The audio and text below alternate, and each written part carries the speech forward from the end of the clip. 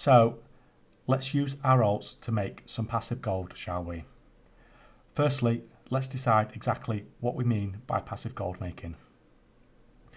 So number one, this is a character you do not care about playing at the moment actively.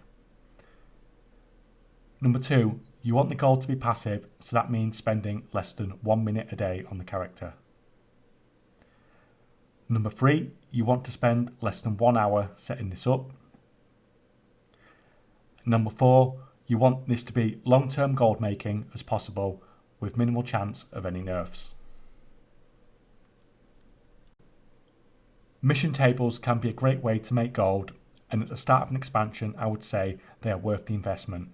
However, they do take a lot of time to set up. Blizzard have historically also made a habit of nerfing mission tables at the end of expansions, and that is without even considering how a lot of the trade skill materials and augment runes you get will largely be worthless come the end of an expansion. I have not included mission tables in this guide purely for the reasons that it does not fit our criteria, in that it is not quick to set up and will either be nerfed or less profitable in the future. Towards the end of an expansion, I would suggest, if you want to invest that much time into gold making while playing alts, that your daily emissaries are a much better use of your time. If you already have your alts set up with mission tables, I would suggest using a mobile app and following the suggestions I have regarding logout locations to further increase your gold making potential on your alts. I suggest old expansion professions for passive gold making on alts simply because they have always been a reliable steady stream of gold that will never change. If you wanted to use current expansion professions, you could spend your time setting up your alts with daily Shadestone transmutes from Shadowlands, and at the start of the expansion this would have been well worth the time investment. But at the end of an expansion these will be useless and you're going to have to reset up everything with something else. I'm not going to go through every single profession, how it makes gold and how it may or may not be for you. I have linked my Mr. Pandaria gold making guides in the description below so that you can check these out and decide which is best suited for your gold making needs. Basically, you are looking to set up professions that have daily or weekly cooldowns that you can use when you log in that are going to make you profit every day with very little effort once set up. When people are talking about passively making gold on alts, I personally think the part that is massively overlooked that people do not prioritise is the logout location of that alt. If you can log in and, for example, instantly kill a rare that can drop something valuable, then over time this is going to make you gold. You could also log in more than once a day in a majority of cases to see if these rares have spawned if you want to make even more gold. I'm going to go through some of what I think are the best logout locations. I have prioritised areas that I feel are most likely to have the gold making opportunities active when you log in to maximise gold making potential. There are also quite a few pet farms on this list, so it may be worth checking out my pet arbitrage video if you want to maximise the amount of gold you make from those. I also use EU prices throughout. The US prices were always higher and were actually twice the EU price in the majority of cases, so this is even more worth your time if you are playing on the US realms. Ruby Droplet drops from Garnia in Ruby Lake on the Timeless Isle. This is awkward to get to, which increases the chances that no one else will be here and for the rare to be active, but it's still probably the most camped out of everything on this list. You need to come here in Jade Forest, fly as high as you possibly can, and then head this way through the fatigue as fast as you can. Once you lose your mount, either use Demon Hunter Wings or a Goblin Glider, and we are aiming for the Ruby Lake here on the map.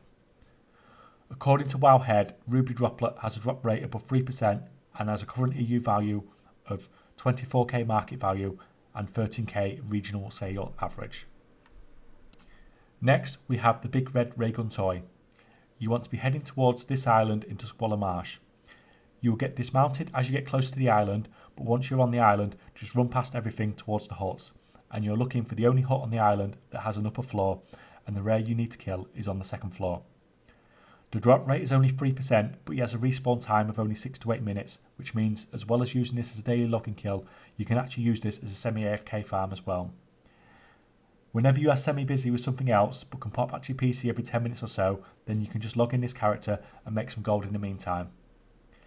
It currently has a regional sale average of 11k and a regional market value of 23k and quite a high sale rate, but the most insane thing is that this is not even listed on about 1 in 4 auction houses on both EU and US servers. The Rebellious Imp pet is our next potential target. We need to head to this cave in Antoran Wastes on Argus. You need to run around and one-shot the imps and loot imp meat from them. This doesn't take too many kills. You are not limited to 100, so if one day you are bored, you could just farm loads of these to make it easier for yourself on subsequent days.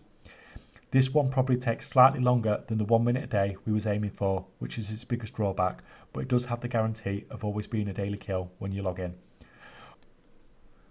Once you have 100 imp meat, you can combine them into a meal that will spawn the rare if you use it on the ground near this pole. According to Wowhead, she has over a 7% drop chance on the pet, which is high.